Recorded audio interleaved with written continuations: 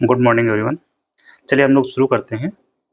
मई 2026 का जो rest portion बचा हुआ पोर्शन आर्थिक परिदृश्य। तो फर्स्ट न्यूज क्या है आर्थिक परिदृश्य की? खाद्यान्न उत्पादन।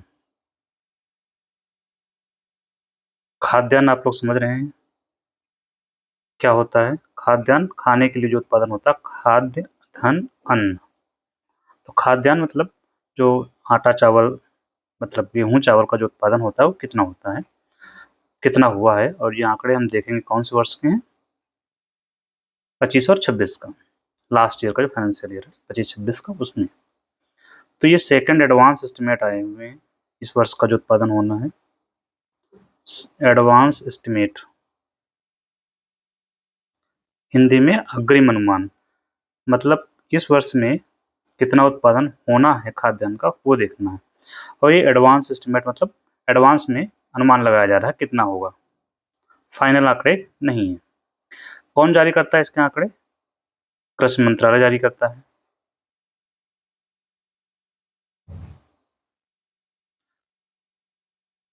किसके आते हैं आंकड़े?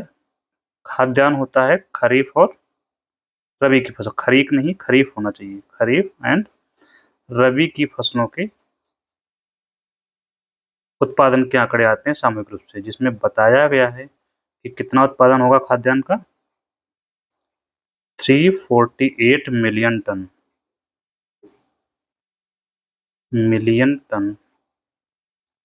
आपको याद होगा 1 मिलियन टन इक्वल होता है 1 मिलियन इक्वल 10 लाख होता है। तो 348 मिलियन टन का खाद्यान्न उत्पादन का अनुमान लगाया गया है खरीफ और रबी की फसलों का। अब कभी कभी आपसे पूछा जाता है कि जैसे खरीफ की फसलें कौन सी हैं, तो खरीफ की फसलें कौन सी होती हैं? जो वर्षा में होती है, वर्षा ऋतु में या मानसून में। जैसे मानसून के दौरान आप कौन सी फसल लगाते हैं? चावल है। इसके अलावा ज्वार बाजरा मक्का ये सारी इसी में आएंगी। वहीं रबी की फसलों में जो आप ठंडी में लगाते हैं, ठंडी की फसलें जो होती हैं उनको रबी की फसलों में आता है। ठंडी में आपका जैसे गेहूं है, सरसों है, चना है, ये सब आपका ठंडी की फसलों में या रबी की फसलों में आता है। तो ये हो गया खाद्यान्न उत्पादन के बारे में बेसिक जानकारी। नेक्स्ट हम लोग चलते हैं कर्मचारी भविष्य निधि।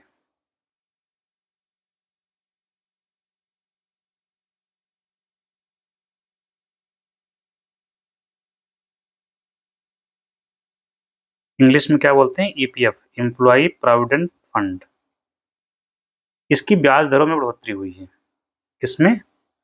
इसकी ब्याज दरों में बढ़ोतरी हुई, इसलिए बढ़ा दिया गया है।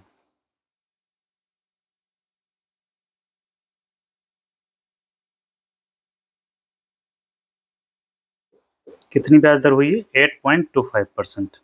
सिर्फ इसी वजह से न्यूज में है। हमें क्या पता होना चाहिए इसमें एटलीस्ट? ईपीएफ या कर्मचारी भविष्य निधि कभी कभी फुल फॉर्म आता है EPF for employ provident fund.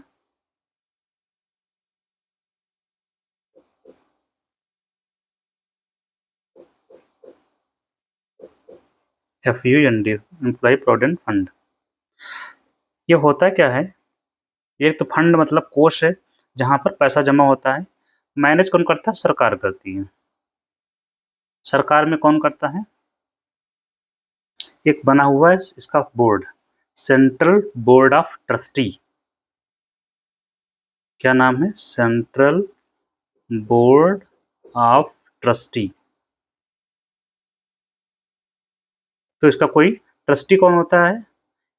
Central board of trustee का जो अध्यक्ष होता है, दैट इज चेयरमैन, ये होते हैं हमारे श्रम मंत्री जो होते हैं, लेबर मिनिस्टर, केंद्र सेंट्रल गवर्नमेंट वगैरह।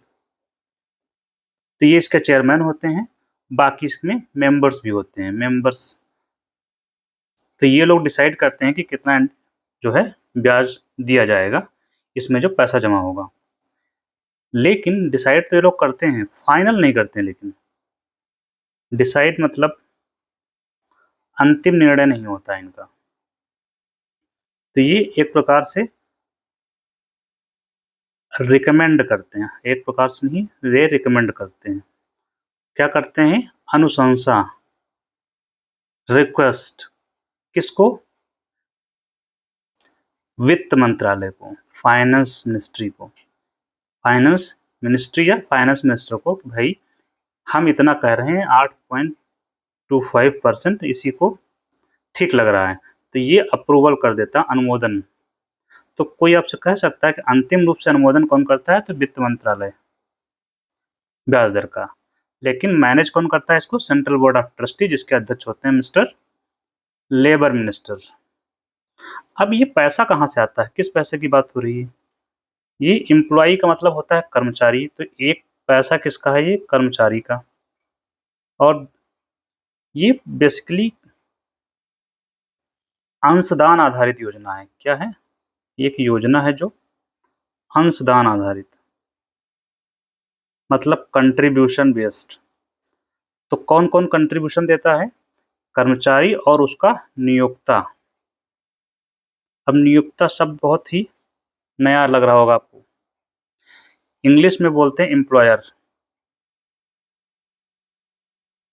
कर्मचारी को इंग्लिश में बोलते हैं एम्प्लॉई।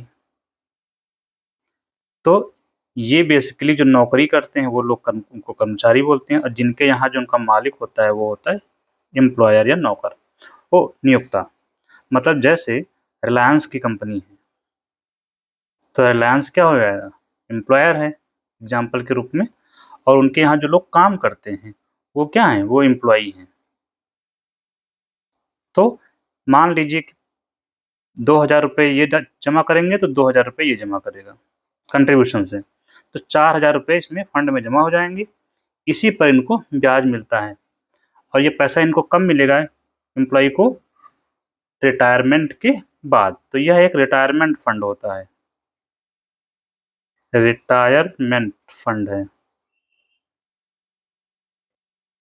और अंशदान आधारित फंड है।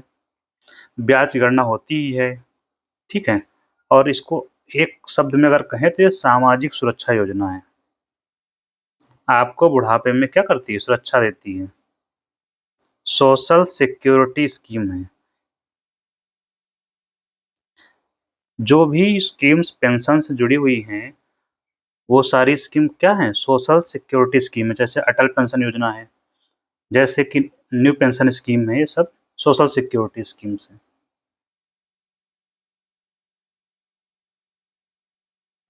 नेक्स्ट है चालू खाता घाटा।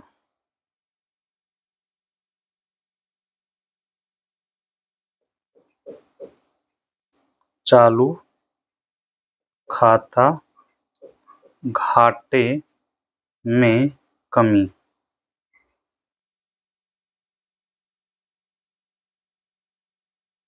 तो यहाँ पर कमी तो आई है, लेकिन ये कब का आंकड़ा है? पहली 3 तिमाही में, पहली 3 तिमाही का आंकड़ा आया है। तो याद करने की जरूरत तो नहीं है आपको कि क्या है, क्या मसला है इसमें।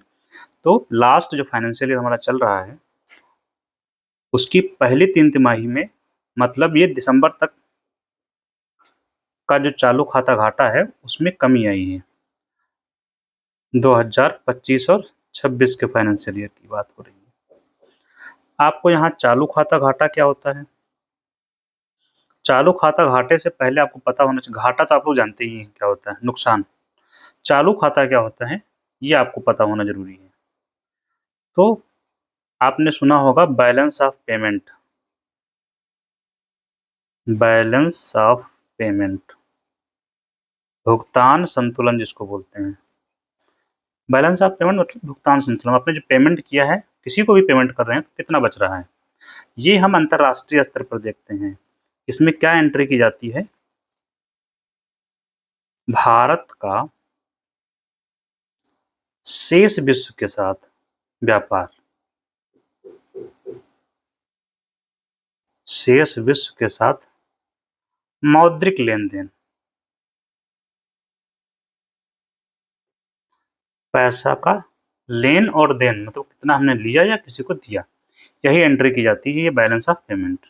मतलब अगर हम एग्जाम्पल से समझें तो 100 रुपये मान लीजिए भारत को विदेशों से मिले, $100 भारत को मिले, और भारत से $80 चला गया, मतलब बाकी देशों को देना पड़ा, तो बचा हमारे पास प्लस $20। तो ये क्या हुआ, ये है हमारा धनात्मक है, बैलेंस ऑफ पेमेंट कैसा हुआ, धनात्मक है, हमारे पास 20 रुपये की बचत हुई। अब बचत कैसे, 100 रुपये आप क्यों देंगे, भारत देगा, क्योंकि $100 भारत को मिले, कब, जब हमने वस्तुएं निर्यात की होंगी। निर्यात करोगे, निर्यात का मतलब क्या हुआ, हमने सामान बेचा किसी को विदेश में, यहाँ से सामान बाहर गया, तो बाहर जाएंगे तो उससे 100 रुपये मिले। ये हमने सामान मंगाया है, जैसे कि कच्चा तेल हमने मंगाया या सोना मंगाया, तो उसके बदले में भुगतान तो करना पड़ेगा, तो 80 रुपये का भुगतान हमने किया साल भर में, तो कितना बचा, 100 में से 80 घटाएंगे तो 20। आप लोग समझ गए होंगे। अगर ये रिवर्स हो जाए तो ये ऋणात्मक आएगा। ऋणात्मक मतलब हमारे देश से पैसा बाहर जा रहा है, ये अच्छा नहीं होता है किसी देश के लिए, किसी घर के लिए भी अच्छा नहीं होता है। तो ये है बैलेंस ऑफ पेमेंट। और जब दोनों वैल्यू बराबर होती हैं, मतलब निर्यात और आयात से बराबर है, तो इसको बोलते हैं यह संतुलन है, संतुलित है या संतुलन की अवस्था में है। ठीक है, इसी का जब भाग आप बनाएंगे बैलेंस ऑफ पेमेंट के, तो दो भाग होते हैं, एक होता है करंट अकाउंट, एक होता है कैपिटल अकाउंट।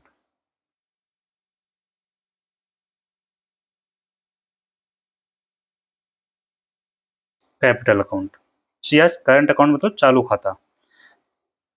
तो यहाँ पर करंट अकाउंट में जो वस्तुएं और सेवाएं होती हैं उनको शामिल किया जाता है, वस्तु प्लस सेवाओं का व्यापार जो होता है वो इसमें हम इस खाते में चढ़ाते हैं। व्यापार में मतलब जो वस्तुएं या सेवाएं हमने बाहर भेजी वो, और जो आई वो, दोनों चढ़ाई जाएंगे। तो यहाँ पर जैसे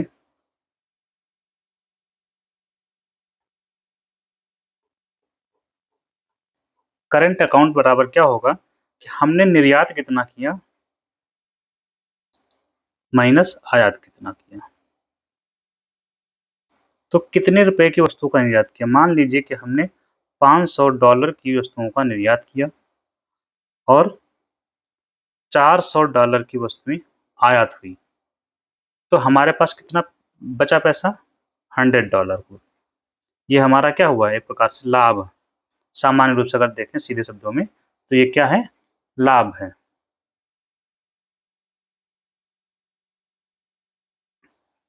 तो करंट अकाउंट निकालना है, बैलेंस ऑफ पेमेंट निकालना है, तो फार्मूला निर्यात माइनस आयात।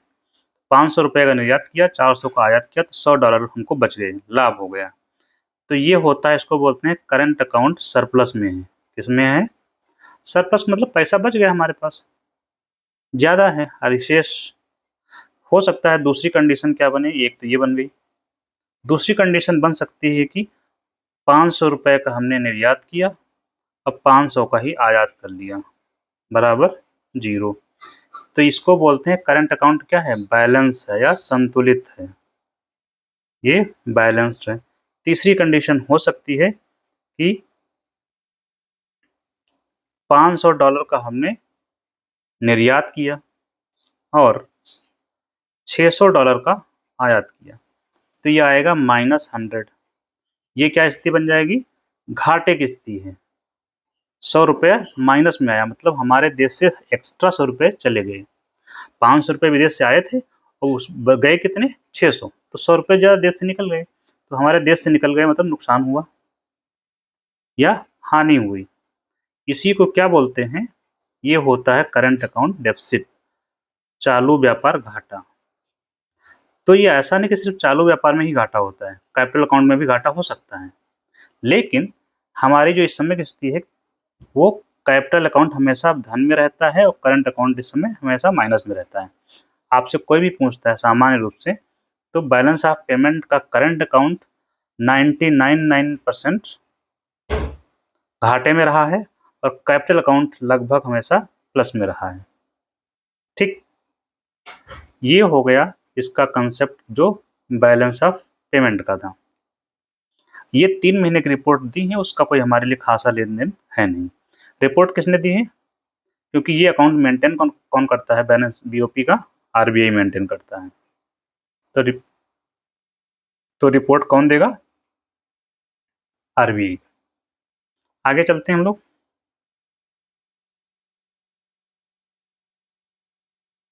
नेक्स्ट है टेली डेंसिटी का आंकड़ा आया है।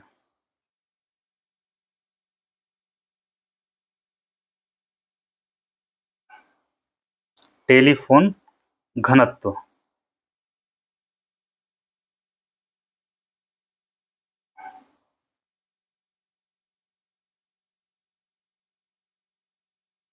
मतलब ये इस टेली डेंसिटी क्या होता है कि टेलीफोन के कनेक्शंस कितने हैं 100 लोगों पर।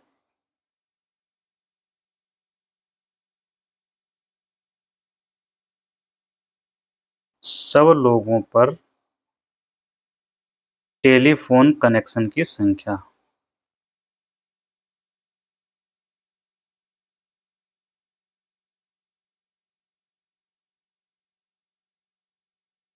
कहलाती है टेली डेंसिटी, या फिर टेलीफोन संख्या टोटल। टेलीफोन संख्या कर लीजिए ऊपर, फिर नहीं है फोन होगा, बटे जनसंख्या गुणे 100, ये आएगा परसेंटेज में। टेलीफोन कनेक्शन कुल, तो 100 लोगों पर टेलीफोन कनेक्शन कितने हैं उसी को बोलते हैं टेली डेंसिटी। तो इसके आंकड़े पब्लिश किया, डेटा कौन जारी किया है इसका? ट्राई ने जारी किया है। ट्राई का फुल फॉर्म पूछा जाता है आपसे, क्या होता है? T for telecom. बाकी तो सामान्य है। रेगुलेटरी, रेगुलेटरी मतलब रेगुलेट करने वाला। A for authority, I for India. तो टेलीकॉम सेक्टर को रेगुलेट करने का काम करता है ट्राई। टेलीकॉम सेक्टर आप लोग जान ही रहे हैं, जो मोबाइल वाला सेक्टर है उसकी बात हो रही है, मोबाइल और टेलीफोन। तो ये कभी कभी आता है, ये स्टैट्यूटरी बॉडी है, सांविधिक निकाय है, मतलब इसका गठन हुआ है कानून के तहत किया गया गठन। खैर, कितनी टेली डेंसिटी बताई है इन लोगों ने? टेली डेंसिटी है 91.74%, याद रखेंगे। कब तक? दिसंबर 2025 तक का आंकड़ा है। मतलब 9 लोगों के पास कनेक्शन नहीं है अभी तक। मतलब 100 लोगों में अगर 100 लोग हैं तो उसमें से 91.74% लोगों के पास मोबाइल कनेक्शन हैं। तो मोटा मोटा 9 लोगों के पास कनेक्शन नहीं है। इसको भी अगर हम रूरल और अर्बन में अगर देखते हैं 91.74% को, तो मतलब शहरी क्षेत्रों में कितनी डेंसिटी है और ग्रामीण क्षेत्रों में टेली डेंसिटी कितनी है? तो स्वाभाविक सी बात है, शहरों में टेली डेंसिटी ज़्यादा होगी, 148.92%। मतलब एक व्यक्ति के पास 1.5 कनेक्शन है, या कह सकते हैं कि 2 व्यक्तियों के पास 3 कनेक्शन है। ठीक है, मोटा मोटा। और ग्रामीण क्षेत्रों में कितना है टेली डेंसिटी? 59.63%।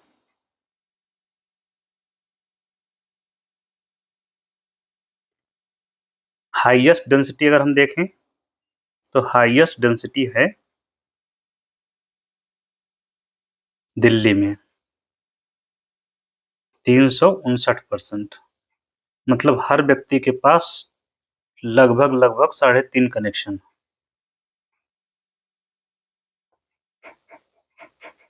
नेक्स्ट क्या है? विश्व खुशहाली सूचकांक।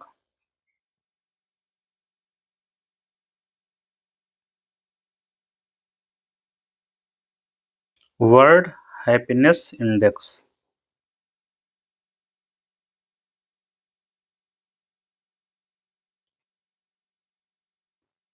ये कौन जारी करता है?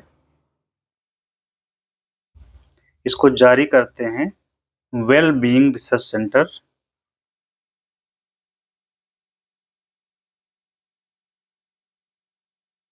Well being research centre of Oxford university.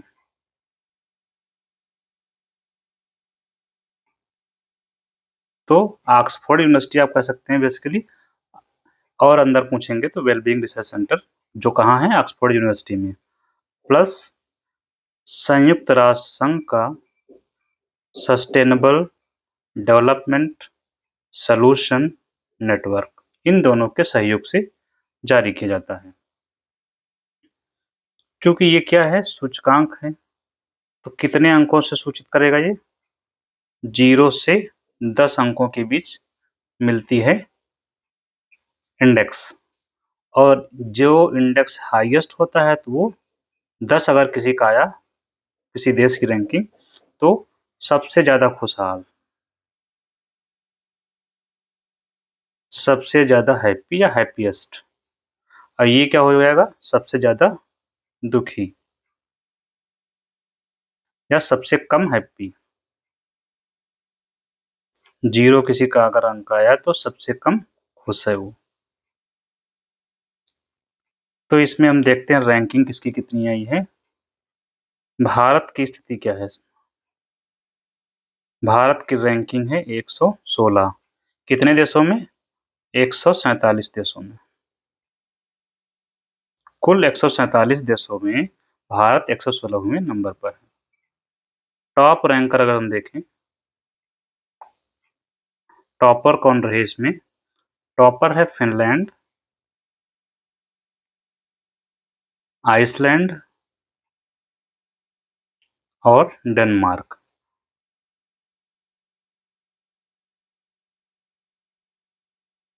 Lowest ranking किसकी रही?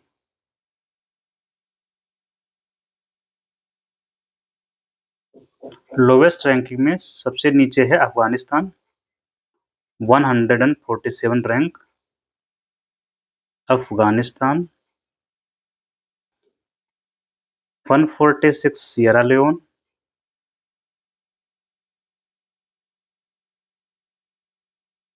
अफ्रीका का देश है सियरा लियोन। 145 नंबर पर मलावी, ये भी अफ्रीका में है, और 144 नंबर पर है जिम्बाब्वे, राजधानी जिसकी है हरारे। तो ये हो गया विश्व खुशहाली सूचकांक। कभी कभी ये पूछ लिया जाता है कि ये जो सूचकांक जारी होता है कितने पैरामीटर्स पर जारी करते हैं, कितने मानक हैं? तो मानक इनके हैं 7। हमें 7 मानक तो याद करने की जरूरत नहीं है एटलीस्ट, लेकिन खुशहाली का संबंध किन चीजों से है ये हमें पता होना चाहिए। जैसे कि खुशहाली जुड़ी हुई है प्रति व्यक्ति आय से। प्रति व्यक्ति आय। दूसरा, लाइफ एक्सपेक्टेंसी, जीवन एक्सपेक्टेंसी को क्या होता है? जीवन की प्रत्याशा, मतलब कितने साल जिएंगे। फिर भ्रष्टाचार की स्थिति क्या है? करप्शन परसेप्शन, भ्रष्टाचार इंडेक्स जो होता है वो भी खुशहाली का एक अंग है। जहां भ्रष्टाचार कम होगा लोग अधिक खुशहाल होंगे, क्योंकि उनको पैसा नहीं देना है, उनका काम स्मूथली हो रहा है। सोशल सपोर्ट, समाज कितना समर्थन करता है। और freedom to make life choices, freedom to make life choices मतलब लाइफ में चुनाव करने के लिए जीवन में चुनाव की कितनी स्वतंत्रता है। चुनाव किस चीज का? जैसे आपको कौन सी शिक्षा ग्रहण करनी है, कहाँ नौकरी करनी है, कहाँ छोड़नी है, शादी किससे करनी है, नहीं करनी है। तो यही सब चुनाव होते हैं जो आप लाइफ में चुनते हैं। कैसा आपको लाइफस्टाइल जीना है, क्या कपड़े पहनने, ये सब चुनाव हैं। जैसे कि नॉर्थ कोरिया में लाइफस्टाइल देखते हैं कितना कैसी है, सब रेस्ट्रिक्टेड लाइफस्टाइल है, कौन कौन से कपड़े पहनेगा, हेयर कट कैसा होगा। अभी शादी किससे करनी है, अगर आप ये चुनाव नहीं कर पा रहे हैं तो आपके पास लाइफ चॉइस सीमित हो जा रही है। नौकरी के लिए जैसे कि कह दिया जाए कि आप केवल प्राइवेट नौकरी करेंगे या आप केवल सरकारी नौकरी करेंगे, तो चॉइसेस खत्म हो गई। तो आपके पास चॉइसेस कितनी है इस बात पर निर्भर करता है कि आप कितने खुशहाल होंगे। तो ये एक जनरल पैरामीटर जो आपको यूं ही याद रखना है कि कोई पूछता है कि खुशहाल रहना है तो क्या पैमाने हो सकते हैं, तो आप बता सकते हैं कि प्रति व्यक्ति आय अगर जिसकी अच्छी होगी वो खुशहाल होगा।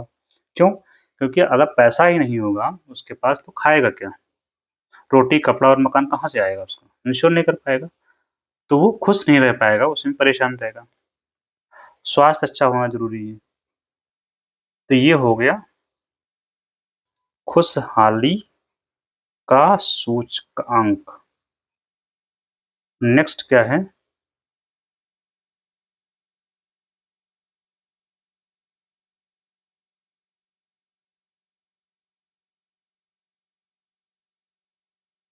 ईरान की रियाल मुद्रा। ये क्या मसला है? मसला ये है कि ईरान ने रियाल की मुद्राएं जारी की हैं, एक एक करोड़ की। एक एक करोड़ की मुद्राएं जारी हो गई हैं। जैसे हमारे पास, हम लोगों के यहाँ इस समय कितनी बड़ी करेंसी चल रही है, हाईएस्ट करेंसी हमारे पास 2000 रुपए की है, वो भी बाहर कर दी गई है, तो अभी बची 500 रुपए की। यहाँ एक एक करोड़ की करेंसी जारी की गई है। क्यों? ऐसा तब होता है जब किसी देश में मुद्रास्फीति बहुत बढ़ जाती है। मुद्रास्फीति इसका मतलब बहुत ज़्यादा बढ़ गई है। क्यों ऐसा हुआ ईरान में, जान रहे हैं? क्योंकि ईरान में युद्ध की स्थिति बनी हुई है।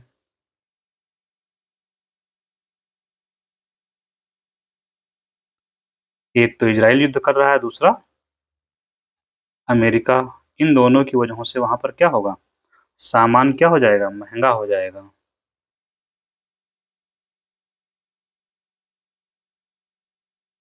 सामान महंगा हो जा रहा है, उसका कारण क्या है? क्योंकि वहां से निर्यात पर प्रतिबंध लगे हुए हैं, तो कोई देश सामान वहां से नहीं खरीद रहा है ईरान से। आयात तो कर सकता है लेकिन उसके पास पैसे भी होने चाहिए, तो आयात में भी बंदिशें हैं। तो इन दोनों की वजह से पैसे क्या, फोरेक्स होना चाहिए, विदेशी मुद्रा जिसको बोलते हैं। जब आयात और निर्यात आपको करना होता है तो विदेशी मुद्रा चाहिए। अब इस समय सबसे ज्यादा एक्सेप्टेबल मुद्रा कौन सी है? डॉलर, जिस पर अंतर्राष्ट्रीय व्यापार होता है। तो इन सब युद्ध की स्थिति जो बनी हुई है उससे सामान महंगा होगा। सामान में कौन कौन सा, खाना पीना से लेकर सारा सामान, खाना पीना, उड़ना बैठना, जो भी सामान हम लोग परचेज करते हैं लाइफ के लिए, सब महंगा हो गया है। ट्रांसपोर्टेशन महंगा हो गया। तो इस वजह से क्या हुआ, यहाँ की मुद्रा एक एक करोड़ की मुद्राएं जारी करनी पड़ रही। नेक्स्ट क्या है? फिस्कल हेल्थ इंडेक्स, राजकोषीय स्वास्थ्य सूचकांक।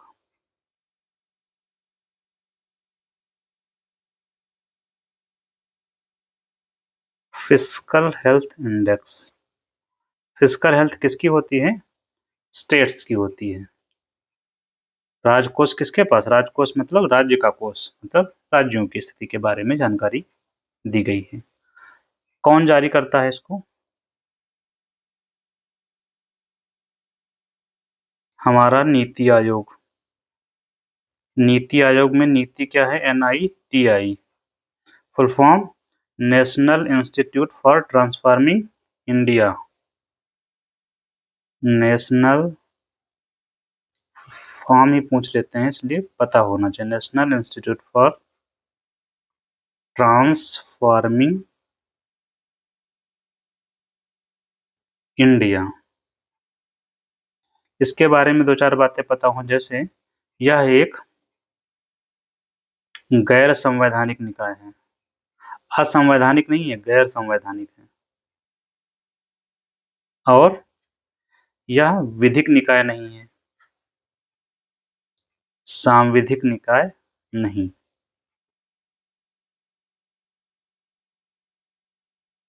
स्थापना कब हुई थी?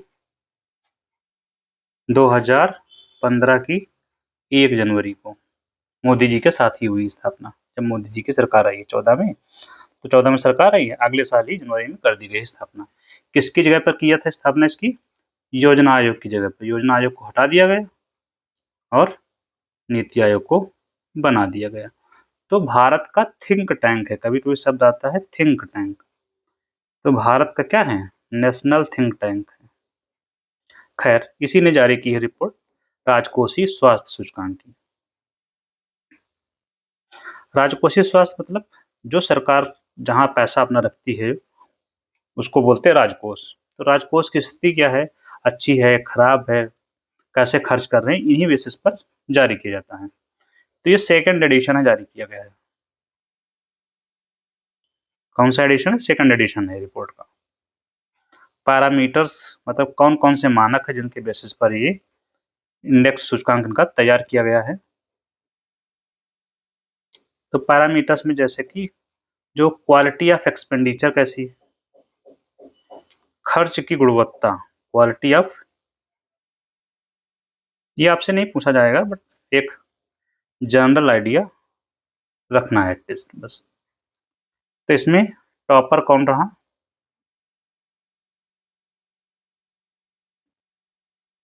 टॉप रैंकर्स रहे उड़ीसा, दूसरी रैंक है गोवा की, थर्ड है झारखंड,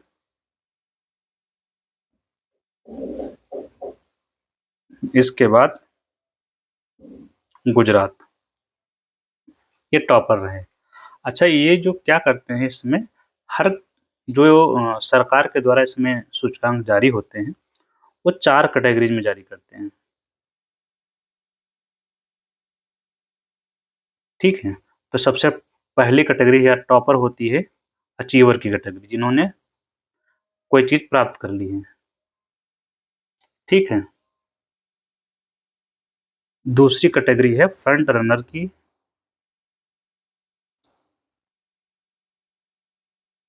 थर्ड है परफॉर्मर की,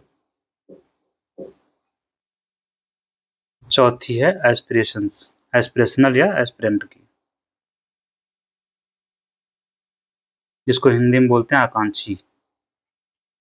कोई भी इंडेक्स सेंट्रल गवर्नमेंट का जारी होता है उसमें हर इंडेक्स में 4 कैटेगरी में स्टेट्स को बांटते हैं। जैसे अपने यहाँ जो भी स्टेट्स हैं, स्टेट्स और यूटी को, तो कौन से राज्य अचीव कर चुके हैं उनको अचीवर में रखा जाता है। तो ये टॉप रैंकर का मतलब अचीवर में कौन टॉप है। फिर इसमें भी टॉप हो सकता है, फ्रंट रनर में टॉपर कौन रहा, परफॉर्मर में टॉपर कौन रहा और एस्पिरेशनल में टॉपर कौन है। सबका अलग अलग होता है, लेकिन सबसे इस वाला जो कैटेगरी जो अचीवर की कैटेगरी होगी उसका टॉपर मतलब सबसे ऊपर, चारों कैटेगरी में सबसे श्रेष्ठ है अचीवर। तो ये याद रखेंगे, हर इंडेक्स में लगभग रहता है। कभी कभी आपसे फ्रंट रनर का जो है टॉपर पूछते हैं तो आपको उसका टॉपर याद रखना। हम यहाँ पर जो बताएं टॉप रैंकिंग, ये अचीवर की टॉप रैंकिंग है। ठीक है, अब हम बढ़ते हैं आगे।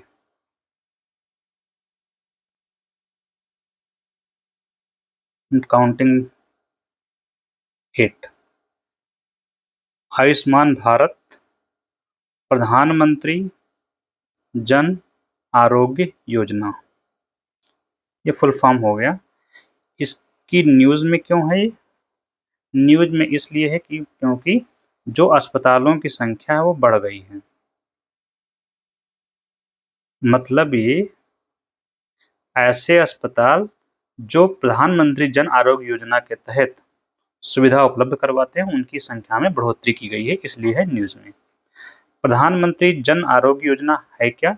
लॉन्च कब हुई? लॉन्च हुई 2018 में। कहाँ से? झारखंड से। फैसिलिटी क्या मिलती है? जन आरोग्य, आरोग्य मतलब निरोगी, मतलब हेल्थ इंश्योरेंस मिलता है। स्वास्थ्य बीमा सरकार की ओर से, जो लोग गरीब हैं, हेल्थ इंश्योरेंस पूछा जाता है कितने का, तो बताइए 5 लाख का। 5 लाख एक व्यक्ति को नहीं मिलता है बल्कि पूरे परिवार का, सामूहिक रूप से पूरे परिवार को। वो भी ये वार्षिक मिलता है, हर साल रिचार्ज हो जाता है। मतलब 1 साल में 5 लाख तक का इलाज एक परिवार करा सकता है। ठीक है? पूरे परिवार को मिलेगा वार्षिक रूप से। तो जो किसको मिलता है, जो वीकर सेक्शंस, मतलब जो गरीब लोग हैं उनको सरकार के द्वारा ये सुविधा दी गई है। तो इसमें क्या होता है, कार्ड जारी करती है, प्लास्टिक कार्ड जारी होता है, उसी कार्ड के बेसिस पर आप अस्पताल में जाकर इलाज करवा सकते हैं। वो भी चाहे सरकारी में भी करवा सकते हैं और निजी में भी, प्राइवेट जो हॉस्पिटल्स होते हैं वहाँ पर। यही निजी जो अस्पताल वाले हैं इनकी संख्या बढ़ाई गई है, जो इनको बोलते हैं इम्पैनल्ड हॉस्पिटल, मतलब जो इस सूची में शामिल कर लिए गए हैं। ये सब रहने दीजिए आप लोग, मतलब निजी अस्पताल जो इसमें शामिल हो किए गए हैं इस योजना के अंतर्गत। तो जो शामिल है वहीं पर आप इस कार्ड का इस्तेमाल करके स्वास्थ्य सेवाओं का लाभ उठा सकते हैं। और एक चीज़ और इसमें शामिल की है, जो 60 साल से ज़्यादा के लोग हैं, 60 साल प्लस के जो बुजुर्ग हैं, वो सभी शामिल हैं, गरीब हो चाहे अमीर हो, उनको भी इसमें शामिल कर लिया गया है। एक और चीज़ यहाँ पर जो आपको मिलता है सेकेंडरी और टर्सरी सर्विसेज के लिए, ये भी पूछा जाता है। द्वितीयक और तृतीयक सेवाएं, द्वितीयक एंड तृतीयक, secondary and tertiary health services. जैसे कि यहाँ पर सर्जरी भी, टर्सरी का मतलब सर्जरी वाली जो बीमारियां हैं उसका भी इलाज यहाँ होता है, इसके तहत होता है। नेक्स्ट है 9 नंबर, देश में कोकोनट का प्रोडक्शन।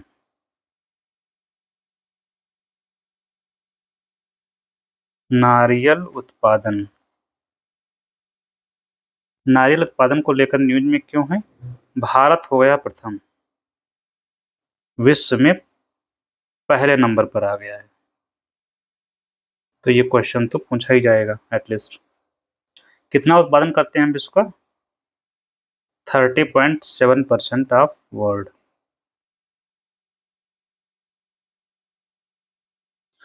अन्य कुछ देश जो उत्पादन करते हैं उनके नाम जैसे आपसे कोई पूछे तो इंडोनेशिया और फिलीपींस, ये लोग भी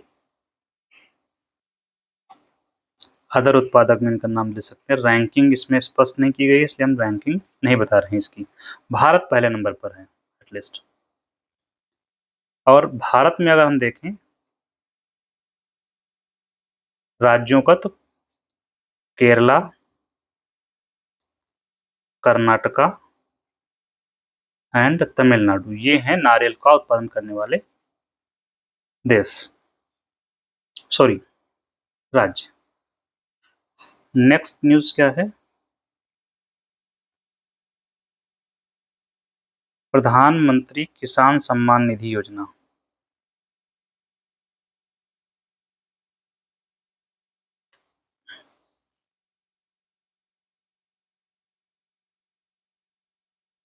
तो नाम से स्पष्ट है किसके लिए योजना है?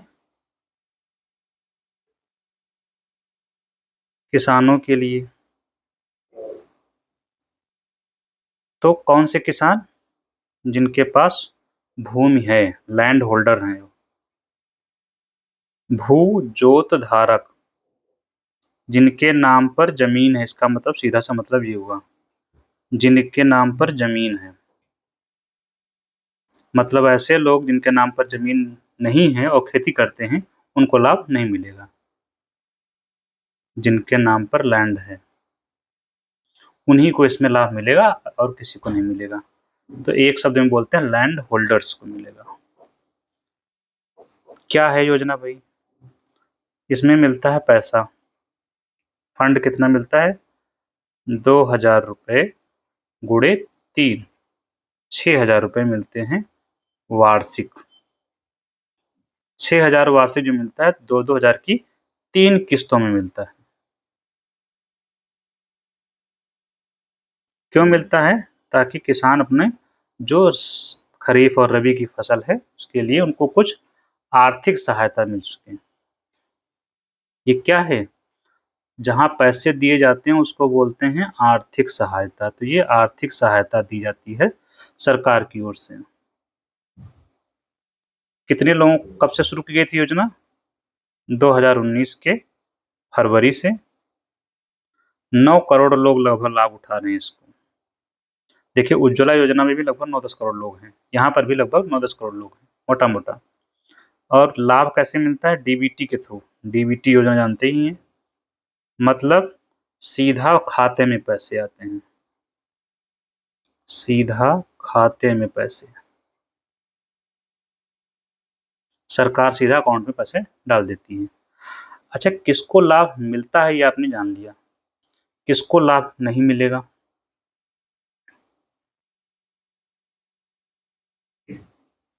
देखिए ये सिर्फ किसानों के लिए है, जो वास्तव में किसान है। जो किसान नहीं है उसको लाभ नहीं मिलेगा। कौन कौन किसान जो नहीं? जैसे कि जो संस्थागत भूमिधारक हैं, ये बहुत ही टेक्निकल टर्म है।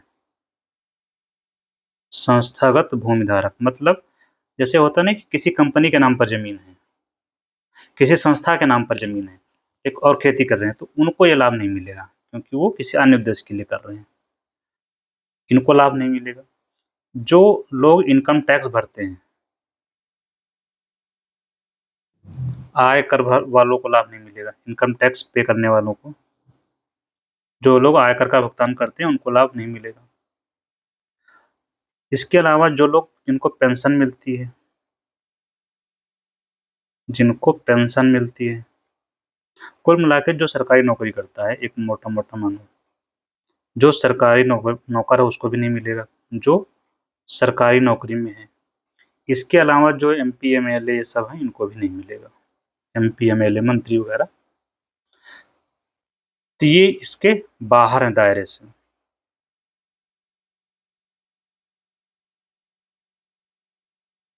नेक्स्ट है भव्य योजना, BHAVYA।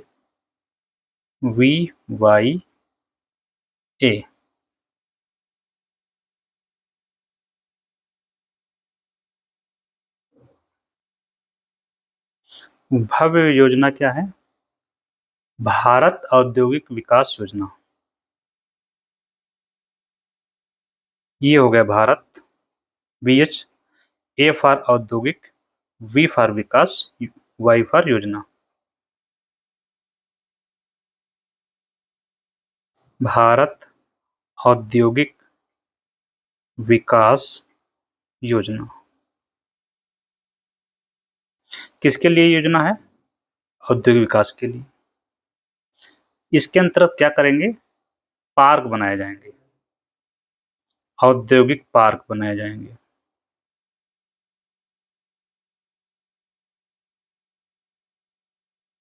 कितने? 100। किस तरह के ये पार्क होंगे? प्लग एंड प्ले मॉडल पर, ये याद रखना आपको, ये सब प्लग एंड प्ले मॉडल पर आधारित होंगे। इसी शब्द को पकड़कर आप सारी कहानी इसकी बता सकते हैं। ये क्या मॉडल होता है? देखिए ये मॉडल, जैसे कि कोई आपको उद्योग लगाना है, मान लीजिए कपड़ा की फैक्ट्री लगानी है, तो जब कपड़ा की फैक्ट्री आप लगाने जाएंगे तो आपको क्या चाहिए होगा? ज़मीन चाहिए, फिर वहाँ पर इलेक्ट्रिसिटी चाहिए, वहाँ पर वाटर का ड्रेनेज सिस्टम चाहिए, वहाँ पर टेलीफोन का कनेक्शन चाहिए, वहाँ पर पानी का कनेक्शन चाहिए, ये सब चीज़ें चाहिए होंगी आपको, तो सब आपको बनाना पड़ेगा। वहाँ पर रोड चाहिए, वहाँ पे आपको वेयर हाउस चाहिए, तो ये सब खुद करना पड़ेगा अगर आप फैक्ट्री डालने जाते हैं तो। अब यहाँ पर अगर ये मिल गया प्लग एंड प्ले मॉडल, तो यहाँ सरकार सब बना बनाया देगी। आपको वहाँ पर वाटर सुविधा मिलेगी, आपको लाइट मिल जाएगी, आपकी सड़कें वहाँ डेवलप होंगी, बस आपको अपनी फैक्ट्री डालनी है। वहाँ आपको वेयर हाउस होंगे, वेयर हाउस मतलब जहाँ सामान रखते हैं, गोडाउन जिसको बोलते हैं, ठीक है। वहाँ ड्रेनेज सिस्टम होगा, सब एकदम रेडीमेड। सोशल इंफ्रा भी वहाँ होगा, housing infrastructure, social infra, school होंगे जो कि वहाँ काम करने वाले लोगों के बच्चे वहाँ पढ़ाई कर सकें, वो हो गया social infrastructure. Value added infrastructure में जैसे कि वेयर हाउस, बेसिक इतनी सब सुविधाएं वहाँ पर रेडीमेड मिलेंगी आपको। तो आपको फैक्ट्री अब डालना है तो बहुत आसान है, चुपचाप गए, अपना प्लॉट लिया और यहाँ पर मशीनें डाली और काम शुरू कर दिया। तो ये प्लग एंड प्ले मतलब प्लग लगाया काम शुरू, रेडीमेड सुविधा उपलब्ध होती है ऐसे पार्कों पर। तो ये 100 एकड़ 100 से 1000 एकड़ तक की रेंज में बनाए जाएंगे, मतलब न्यूनतम 100 एकड़ का एरिया चाहिए होगा। अब ये एरिया हो गया 100 एकड़ का मान लीजिए, तब इसी एरिया में सब कुछ डेवलपमेंट हो गया, मान लो ये रोड बना दी गई, ठीक है, तो यहाँ पर आप अपनी फैक्ट्री डाल सकते हैं आराम से, खरीद लिया डाल दिया, इधर अपनी फैक्ट्री कोई डाल सकता है। तो इस तरह सरकार जमीन देती है। अब देखिए यहाँ नाम से ही स्पष्ट है औद्योगिक विकास। इंडस्ट्रियल डेवलपमेंट से सीधा सा मतलब है मैन्युफैक्चरिंग का विकास किया जाएगा। किसका? मैन्युफैक्चरिंग। इसका मतलब सीधा है देश को मैन्युफैक्चरिंग, प्रोडक्शन और विनिर्माण का उत्पादन बढ़ाना है। इससे देश क्या बनेगा? हमारा देश ताकि बने मैन्युफैक्चरिंग हब बन सके। अब मैन्युफैक्चरिंग की अच्छी बात क्या है कि इसमें रोजगार सृजन होगा। फिर मैन्युफैक्चरिंग में रोजगार सृजन होता है बड़े पैमाने पर, और देश में रोजगार सृजन की जरूरत भी है। बेरोजगारी का स्तर ज़्यादा है हमारे यहाँ, युवा भी ज़्यादा है। ज़्यादा है मतलब हमारे पास डेमोग्राफिक डिविडेंड है, ये तो आप लोग जान ही रहे हैं। तो कुल मिलाकर रेडीमेड इंफ्रास्ट्रक्चर मिलेगा। जैसे हम लोग रेडीमेड कपड़ा खरीदते हैं, रेडीमेड कपड़े में क्या हम लोग दुकान पर जाते हैं, सीधे शर्ट खरीदते हैं, पैंट खरीदते हैं, चले आते हैं, वहीं पहन लिया, नए कपड़े हो गए। अदरवाइज कैसी व्यवस्था करनी पड़ती थी? पहले हम लोग जाते थे कि कपड़े खरीदते हैं, कपड़ा खरीदा पैंट का, शर्ट का, फिर दर्जी के पास गए, दर्जी ने सिल के दिया, तब पहनते थे। तो एक 2 दिन 3 दिन 4 दिन का समय लगता है उसमें। इसी के साथ हम लोग इकोनॉमिक्स खत्म करते हैं और आगे बढ़ते हैं। नेक्स्ट क्या है? स्वीप आया हुआ है, स्वीप। ये क्या होता है?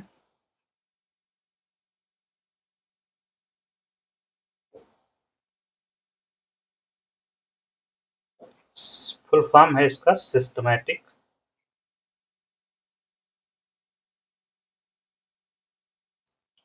वोटर्स एजुकेशन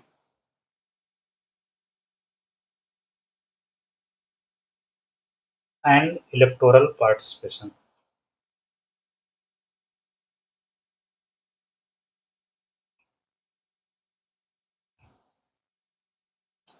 पार्टिसिपेशन मतलब भागीदारी। देखिए केंद्र में क्या सिस्टमैटिक मतलब सिस्टमैटिक ढंग से क्या चीज करना है, वोटर्स को एजुकेशन और वोटर्स का पार्टिसिपेशन।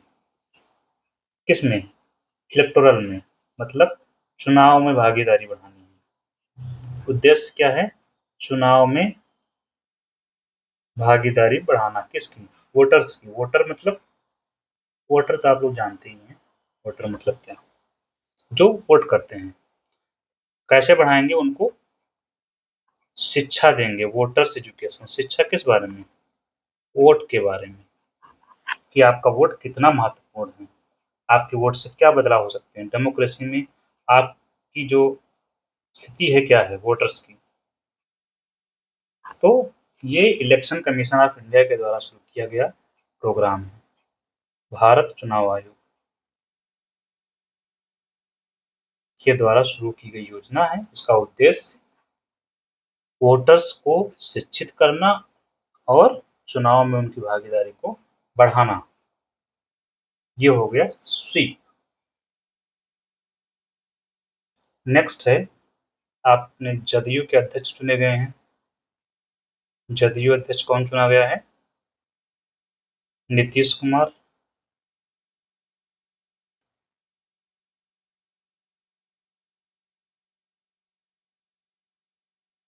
नीतीश कुमार को आप लोग जानते होंगे, बिहार के मुख्यमंत्री रहे हैं। जदयू उनका दल है जिसका नाम है जनता दल यूनाइटेड। अभी इन्होंने बिहार के सीएम के पद से क्या दे दिया है? इस्तीफा। और इनकी जगह पर कौन बने हैं फिर? सम्राट चौधरी, बिहार के चीफ मिनिस्टर बनाए गए हैं। कौन? सम्राट चौधरी। और नीतीश कुमार क्या बन गए हैं? राज्यसभा के मेंबर। राजनीतिक है। अब हम देखते हैं बीसीसीआई का पुरस्कार।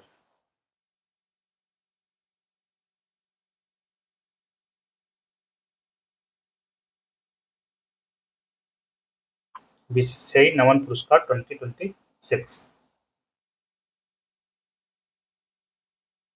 बेस्ट परफॉर्मर, ये जो नमन पुरस्कार दिए जा रहे हैं, जो बेस्ट परफॉर्मर रहे डोमेस्टिक और इंटरनेशनल दोनों में मिलाकर, तो लाइफ टाइम अचीवमेंट किसको दिया गया है? लाइफ टाइम अचीवमेंट पुरस्कार या अवार्ड, ये दिया गया राहुल द्रविड़ को।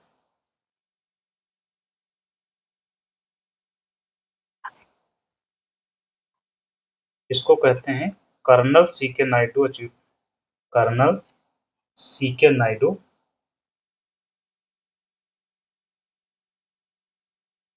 पुरस्कार भी कहते हैं। ये राहुल द्रविड़ को दिया गया है। और life time achievement award women category में किसको दिया गया है? ये दिया गया है मिताली राज को। क्रिकेटर हैं, जानते ही आप, वुमेन टीम की कैप्टन भी रही। बेस्ट इंटरनेशनल क्रिकेटर, बेस्ट अंतरराष्ट्रीय इंटरनेशनल क्रिकेटर शुभम गिल को दिया गया ये award. Best international cricketer women Smriti Mandhana.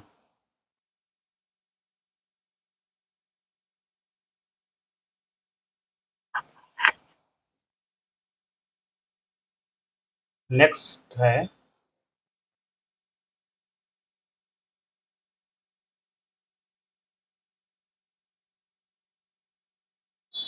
Oscar award 2026। कौन देता है? ये दिया जाता है academy of by academy of motion pictures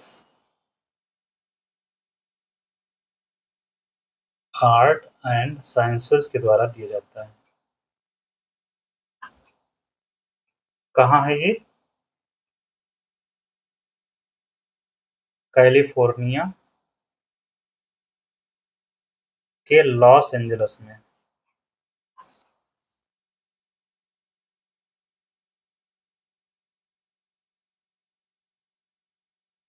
America में स्थित है, वहां से दिया जाता है।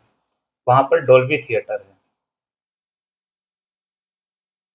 तो वहीं पर शायद होता है ऐसा, डॉल्बी थिएटर में। तो फिलहाल अमेरिका के कैलिफोर्निया के लॉस एंजल्स में स्थित है academy of motion pictures art and science, जिसके द्वारा दिया जाता है अवार्ड। ये कौन सा अवार्ड है? 98th अवार्ड है। इसी वाले पुरस्कार 2026 में ये शुरू किया गया है। बेस्ट कास्टिंग अवार्ड पहली बार दिया गया है इसमें। बेस्ट कास्टिंग अवार्ड ये पहली बार दिया गया है।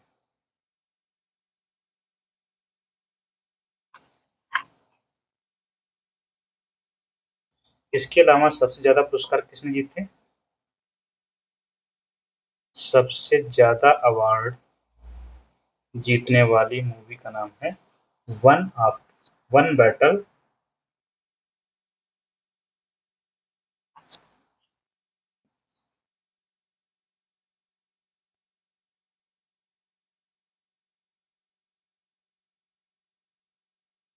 आफ्टर अनदर, ये मूवी का नाम है। सबसे ज्यादा अवार्ड, 5 अवार्ड इसने जीते हैं।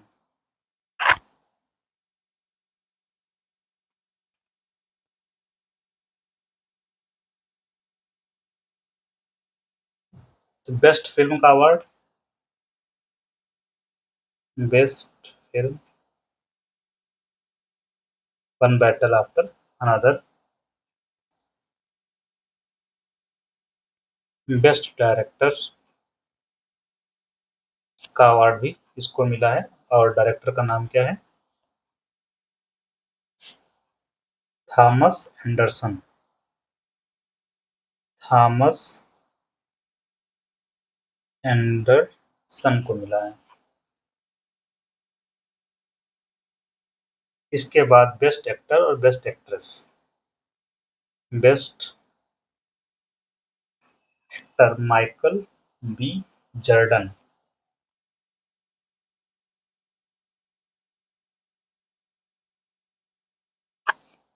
और बेस्ट एक्ट्रेस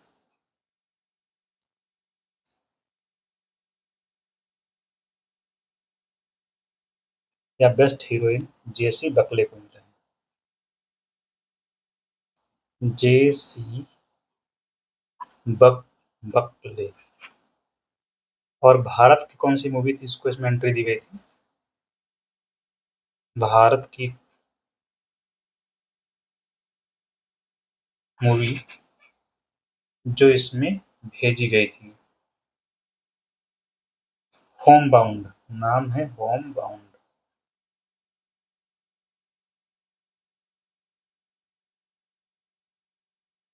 धर्मा प्रोडक्शन के तरह बनी थी, करण जौहर का धर्मा प्रोडक्शन। ये हो गया ऑस्कर के बाद।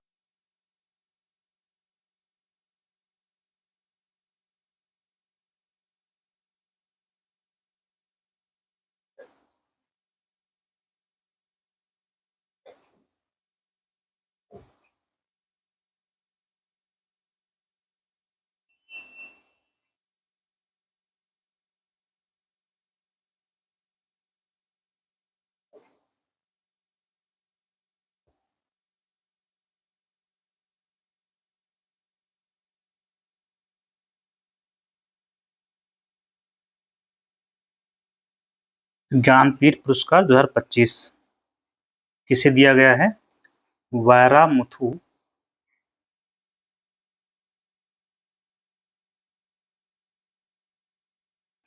रामासामी को।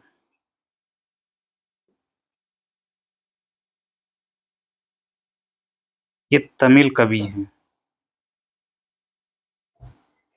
जिनको ज्ञानपीठ पुरस्कार दिया गया है, और ये तीसरे तमिल कवि हैं, तीसरे तमिल कवि हैं। तो इसके पहले के दो कौन से हैं? पीवी अकिलंदम, पीवी अकिलंदम, और दूसरे हैं जयकांतन।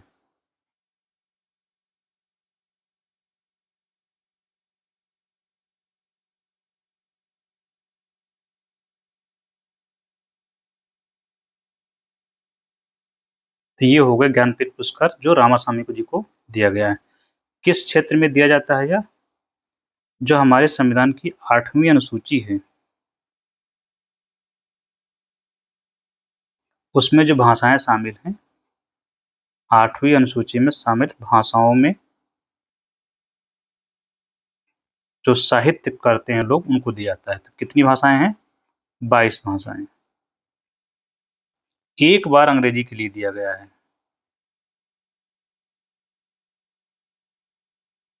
अंग्रेजी इसमें शामिल नहीं है ना 22 भाषाओं में, इसलिए यहाँ पर इम्पोर्टेंट हो जाता है। किसको दिया गया है? अमिताभ घोष को।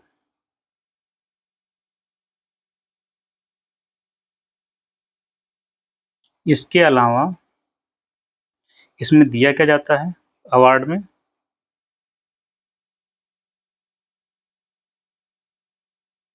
11 लाख रुपए प्लस सरस्वती प्रतिमा।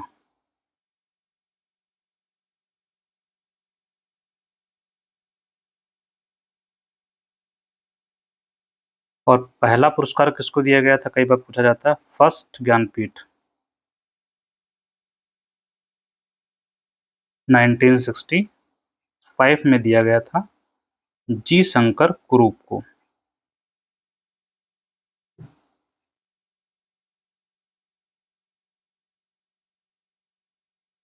इसके अलावा महाश्वेता देवी, सुमित्रा दनपंत, दिनकर, महादेवी, अमृता प्रीतम, इन सबको भी ज्ञानपीठ अवार्ड दिया जा चुका है।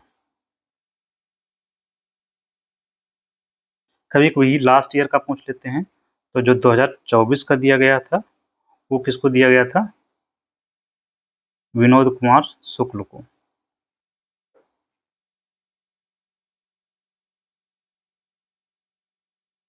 और 2023 का दिया गया था राम भद्राचार्य, जानते ही होंगे आप लोग, राम भद्राचार्य प्लस गुलजार साहब को।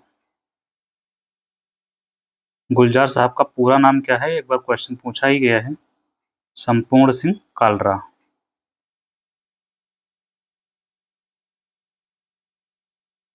तो ये हो गया ज्ञानपीठ पुरस्कार के बारे में।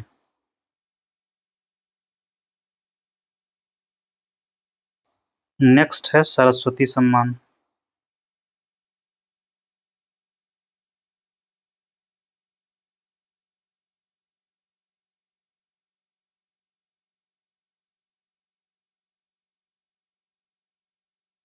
– 2025 का।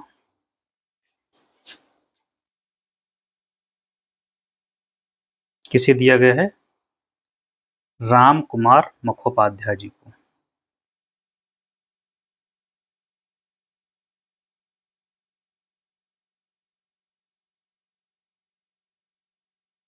मुखोपाध्याय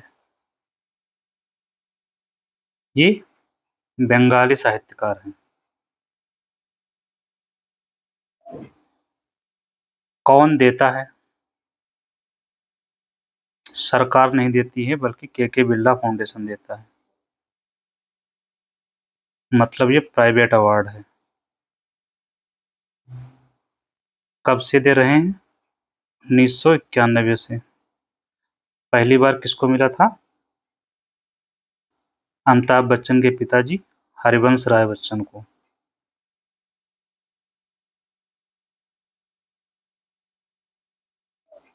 हरिवंश राय बच्चन जी को मिला था। क्या देते हैं? 15 लाख रुपए अवार्ड के रूप में, प्लस प्रशस्ति पत्र मिलेगा। किसको दिया जाता है? जो 8वीं अनुसूची में शामिल भाषाओं के लिए।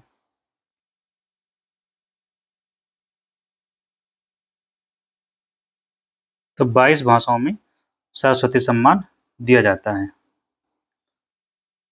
पिछले 10 वर्ष में जो पब्लिश हुई हो। पिछले 10 वर्ष में पब्लिश।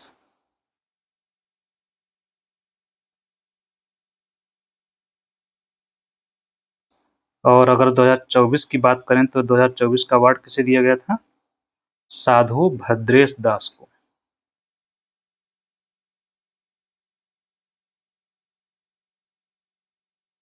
तो ये हो गया सरस्वती सम्मान के बारे में। के बिरला फाउंडेशन एक और अवार्ड देता है जिसका नाम है व्यास सम्मान।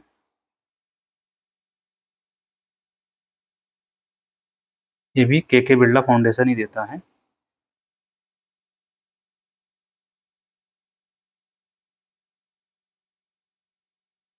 के बिरला द्वारा दिया जाता है, लेकिन केवल हिंदी भाषा के लिए ये।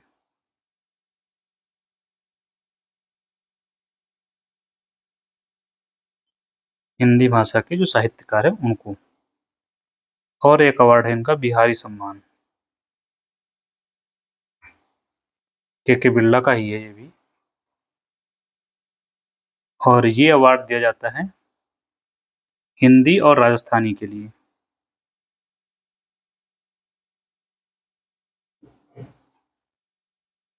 हिंदी और राजस्थानी भाषा के जो साहित्यकार हैं उनको दिया जाता है, और ये होने चाहिए राजस्थान से।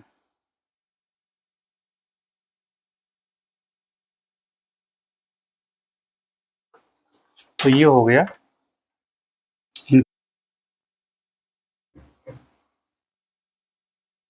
नेक्स्ट है ब्रिटेन का नाइटहुड पुरस्कार।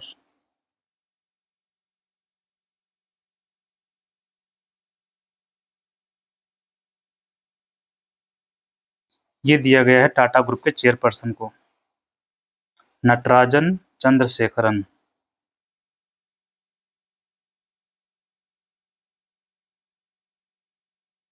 चंद्रशेखरन ये टाटा के चेयरमैन हैं।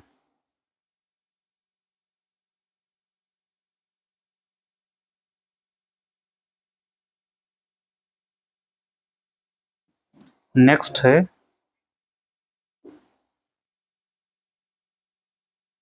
Stockholm water prize 2026।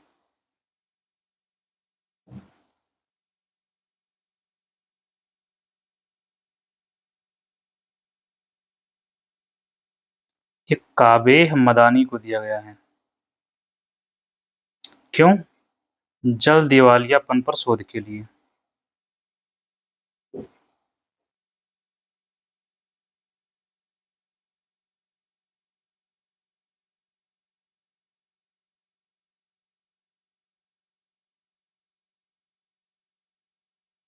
ये अवार्ड देता कौन है?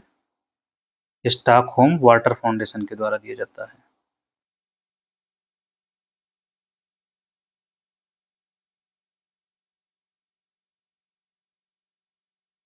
स्टॉकहोम वाटर फाउंडेशन सहयोग रहता है रॉयल स्वीडिश अकेडमी का, उनके सहयोग से रहता है, रॉयल स्वीडिश अकेडमी के सहयोग से। आपको ये वाला याद रखना है।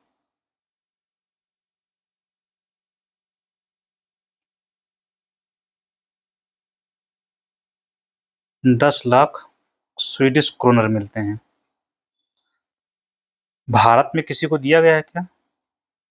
तो भारत में दिया गया है राजेंद्र जी को। भारत में राजेंद्र सिंह हैं, उनको ये अवार्ड 2015 में दिया गया था और इन्हीं राजेंद्र सिंह को वाटर मैन ऑफ इंडिया कहा जाता है।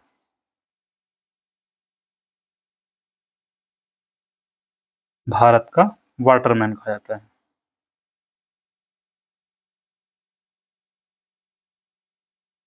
नेक्स्ट है साहित्य अकादमी अवार्ड।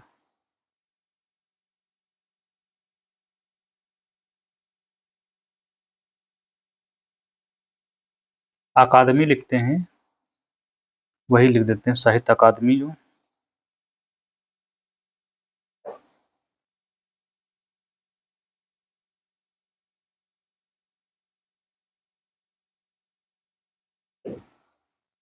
₹2025 का।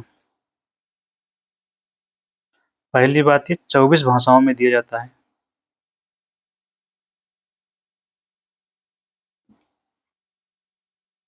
कि उत्कृष्ट कृति के लिए, मतलब 2025 में 24 भाषाओं में 24 लोगों को दिया गया होगा। हिंदी का हिंदी है, मैथिली है, ऐसे जो 24 भाषाएं हैं। 24 भाषाएं कौन सी हैं? एक तो 8वीं अनुसूची की 22 भाषाएं प्लस 2 और हैं।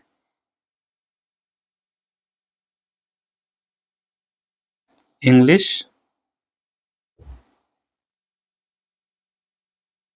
प्लस राजस्थानी, तो 24 भाषाओं के लिए दिया जाता है। 2025 के लिए किसको दिया गया है? तो हर लैंग्वेज का अलग अलग होता है, तो हम हिंदी का लिख रहे हैं जो ममता कालिया का दिया गया है, जो अक्सर पूछा जाता है हिंदी वगैरह का। तो हिंदी का ममता कालिया को बुक है जीते जी इलाहाबाद।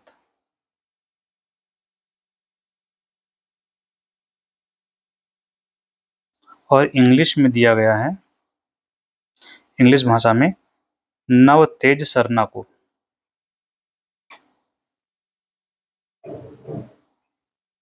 बुक है क्रिम्सन स्प्रिंग।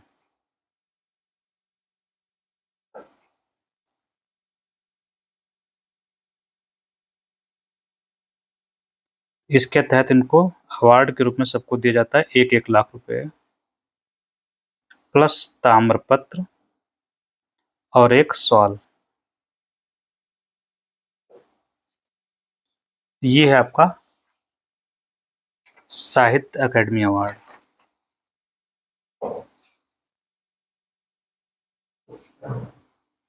नेक्स्ट है हॉकी इंडिया के अवार्ड जो होते हैं। हॉकी इंडिया आप लोग जानते ही हैं, देश में हॉकी को रेगुलेट करने के लिए जो सुप्रीम बॉडी है, तो इसके वार्षिक पुरस्कार जो दिए जाते हैं।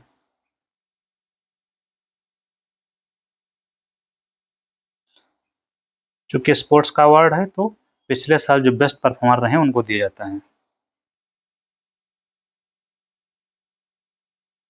मेजर ध्यानचंद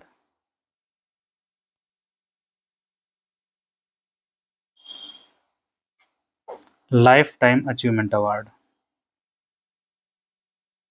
मतलब पूरे जीवन की उपलब्धियों के लिए जो अवार्ड दिया जाता है वो।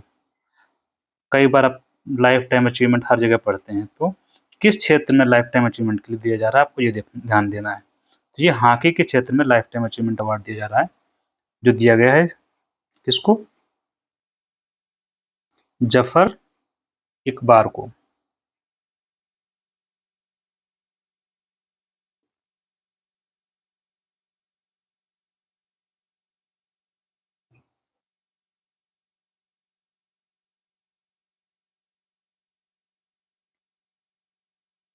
Best player of the year,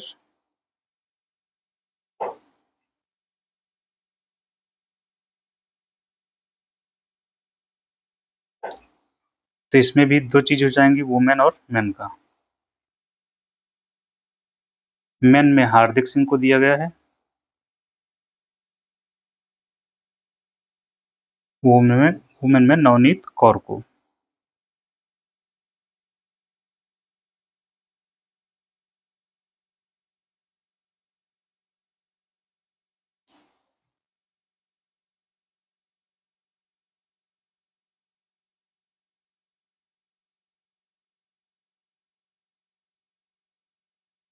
next WTO का सम्मेलन हुआ है 2026। WTO क्या है? World trade organisation.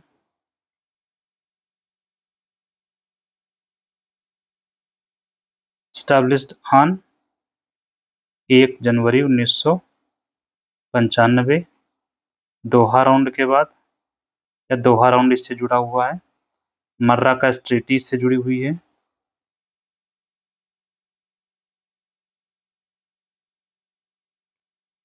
इसका सम्मेलन हुआ 2026 में, कहाँ पर? कैमरून के याओंडे में।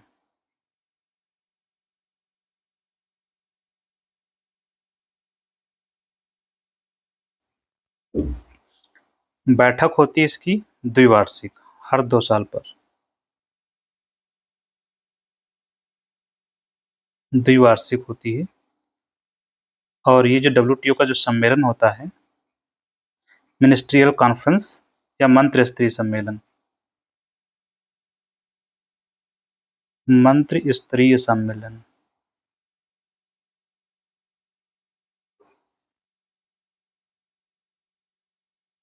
यही होती है top decision making bodies. WTO की टॉप डिसीजन मेकिंग बॉडी होती है ये।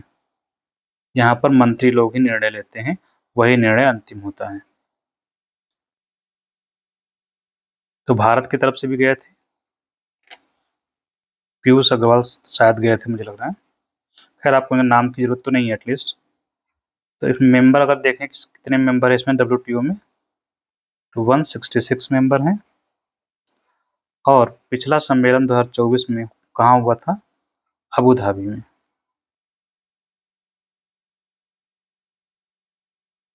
ये संयुक्त अरब अमीरात की राजधानी है।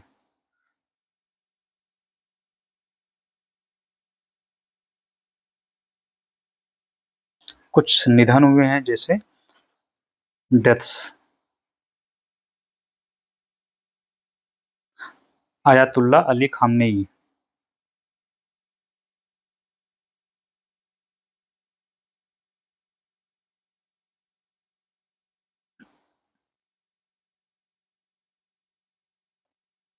अमेरिका ने जो अभी हमला किया था उसमें डेथ हो गई है। ये कौन है? ईरान के सुप्रीम लीडर,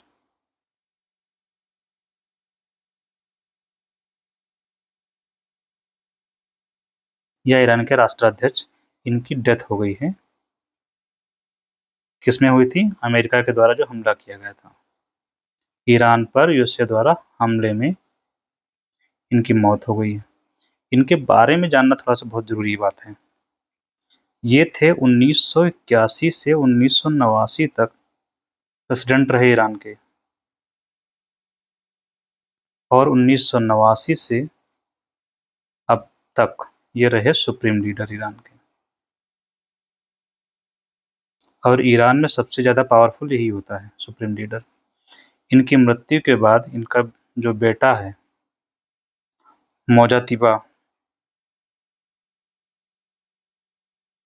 मोजतबा खमनेई नाम है, इसको बनाया गया है सुप्रीम लीडर।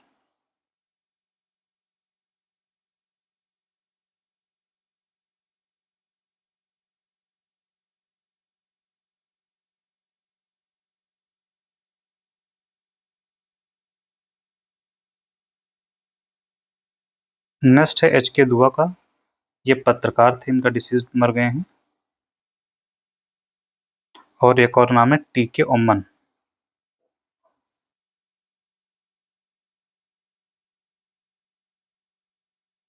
ये समाजशास्त्री थे, इनका निधन हो गया है।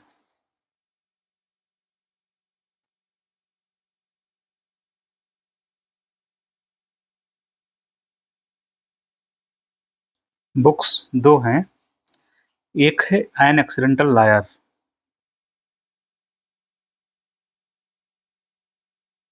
ये पुस्तक ज़्यादा इम्पोर्टेंट है क्योंकि ये के वेणुगोपाल की है, ये सीनियर काउंसिल हैं सुप्रीम कोर्ट में और अटॉर्नी जनरल भी रहे हैं। नेक्स्ट है it's easy to be healthy,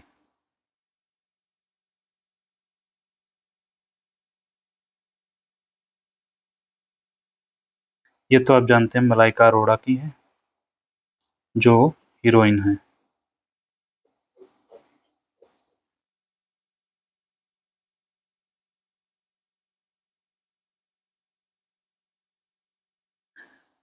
next क्या है?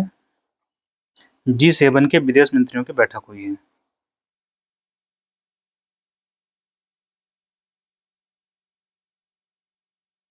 देखिए G7 के राष्ट्राध्यक्षों की बैठक होती है, ये किसकी है? विदेश मंत्रियों की बैठक है। कभी जब पूछा जाता है तो आपको ये याद रखना है कि किसकी पूछी जा रही, किसकी बैठक के बारे में पूछा जा रहा है। तो विदेश मंत्रियों की बैठक है, इनका सम्मेलन कहाँ हुआ है? फ्रांस में। भारत भी गया था इसमें, लेकिन भारत का मेंबर नहीं है। G7 में कितने देश हैं? 7 देश हैं। कौन से? अमेरिका, कनाडा वहाँ से हो गए। यूरोप से आओगे तो आपका यूनाइटेड लंदन या यूके, फ्रांस, जर्मन और इटली, और यहाँ से है जापान, मतलब एशिया से। तो 7 देश हैं। अब हम देखते हैं कुछ अभ्यास के बारे में जो हुए हैं, मिलिट्री सैन्य अभ्यास जो हैं।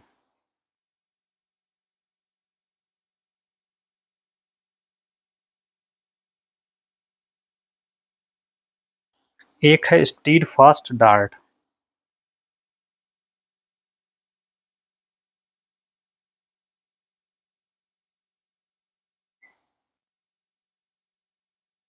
ये नाटो का अभ्यास है और इसमें यूरोप के 13 देशों ने भाग लिया, अमेरिका शामिल नहीं, जबकि नाटो में अमेरिका शामिल है। फिर भी इसमें भाग उसने नहीं लिया है, इसलिए जरूरी है। नेक्स्ट है ऑपरेशन ऊर्जा सुरक्षा,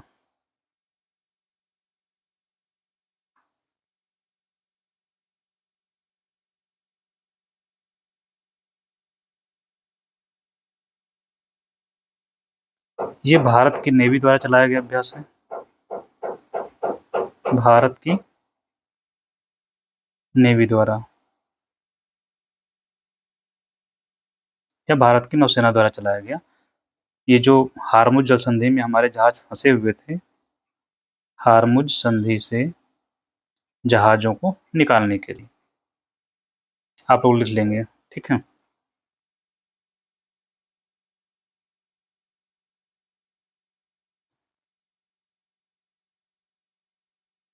नेक्स्ट है एक अभ्यास, वज्र प्रहार।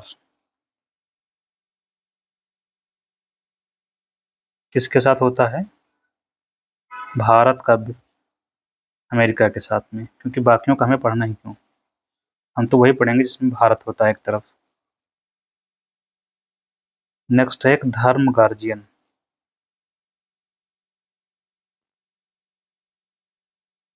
किसके साथ हुआ?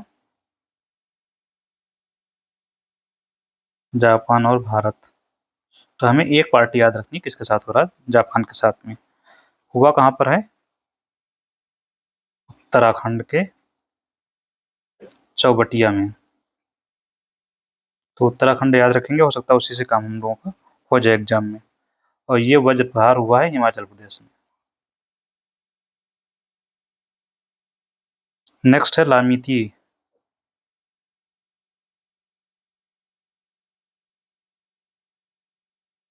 ये होता है सेशल्स के साथ में।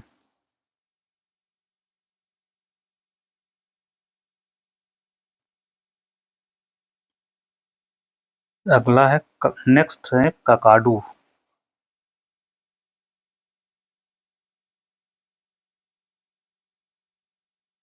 ये ऑस्ट्रेलिया करवाता है अभ्यास, भारत भी शामिल हुआ इसमें।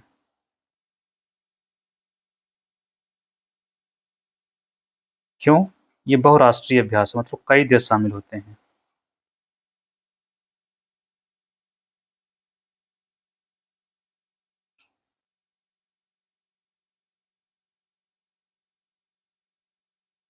नेक्स्ट है इंटरनेशनल फिल्म फेस्टिवल। इसका आयोजन कहाँ हुआ? दिल्ली में। इंटरनेशनल फिल्म फेस्टिवल, इसका आयोजन हुआ दिल्ली में। अब हम देखते हैं दिवस के बारे में। दिवस सारे किस महीने के हैं? मार्च के हैं। तो हम केवल तारीख लिख रहे हैं, रेस्ट आप मार्च समझ लेंगे कि मार्च की ही बात हो रही है। जैसे कि 3 मार्च,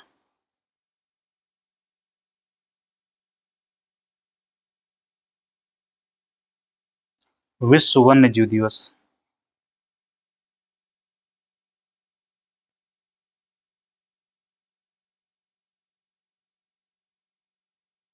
8 मार्च, अंतर्राष्ट्रीय या विश्व महिला दिवस।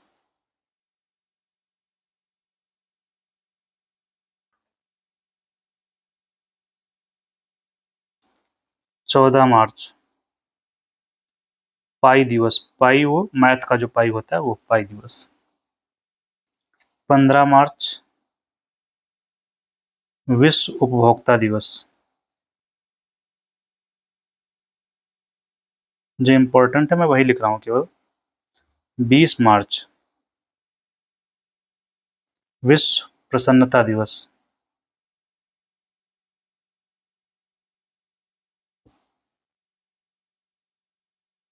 अब हम लोग ये दिवस जो लिखा है वो आप लोग देख लीजिए, उपभोक्ता दिवस, प्रसन्नता दिवस, ये सब विश्व कर के हैं सारे।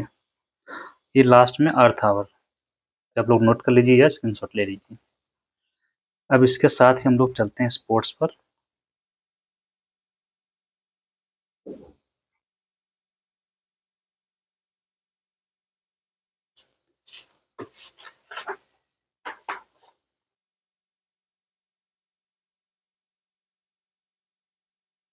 रणजी किसने जीता है?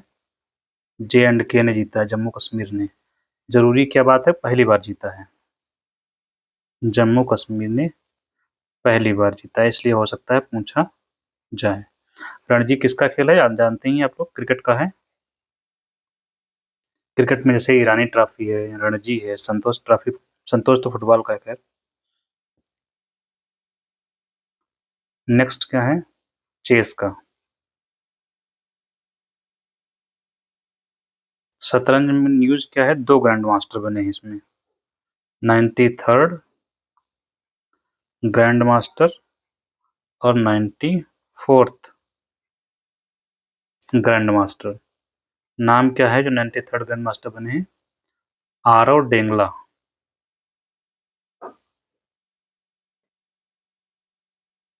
और ये है 94th पर मयंक चतुर्वेदी।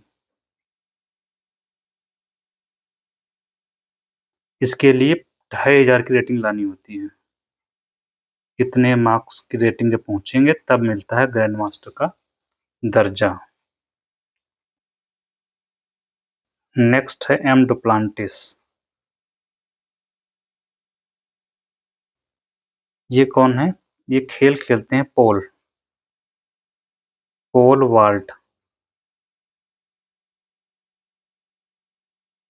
और इन्होंने वर्ल्ड रिकॉर्ड नया बनाया है 6.31 मीटर की ऊंचाई को क्रॉस करके रिकॉर्ड बनाया है। ये स्वीडिश अमेरिकन है।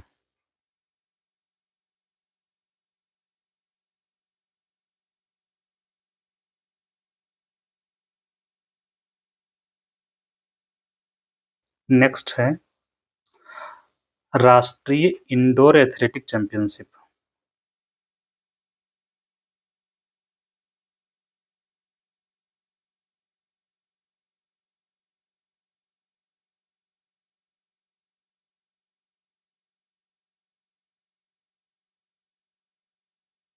ये पहली बार आयोजन किया गया इसका।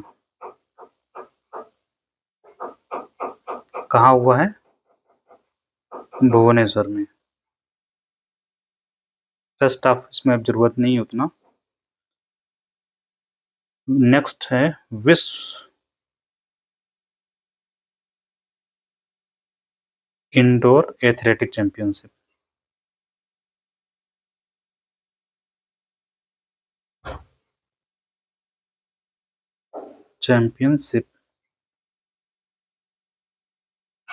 वेन्यू क्या था, मतलब आयोजन कहाँ हुआ? पोलैंड के टोरुन में।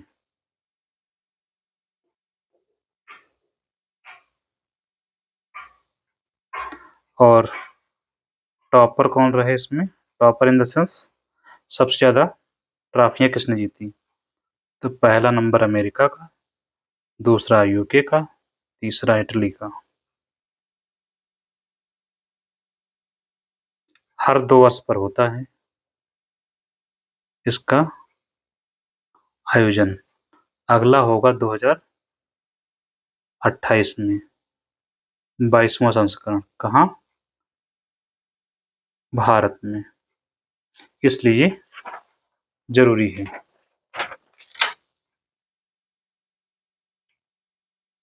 नेक्स्ट है आईसीसी T20 वर्ल्ड कप।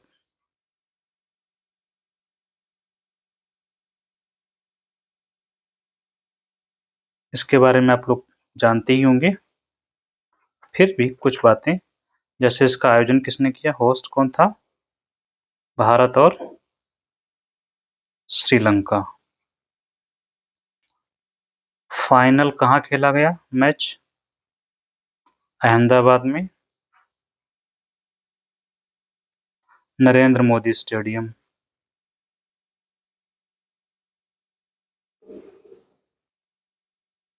किसके बीच हुआ था?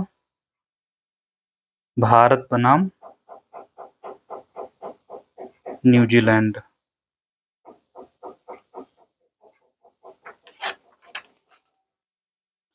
विजेता कौन रहा?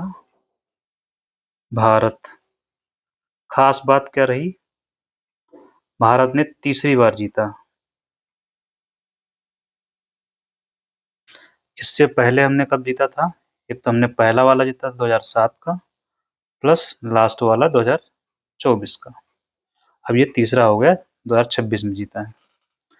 इस दौरान कुछ अवार्ड दिए गए थे। अच्छा, इसमें 20 टीम थी। अवार्ड में जैसे player of tournament,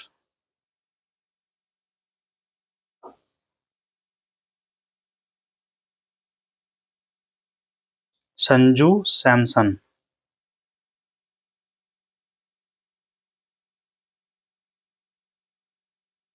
player of final match Jasprit को।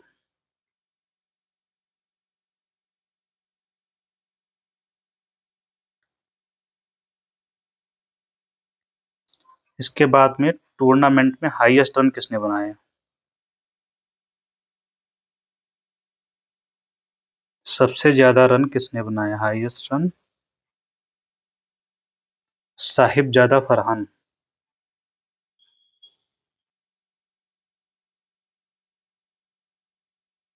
ये भाई साहब पाकिस्तान से हैं। और टूर्नामेंट में सबसे ज्यादा विकेट किसने लिए? तो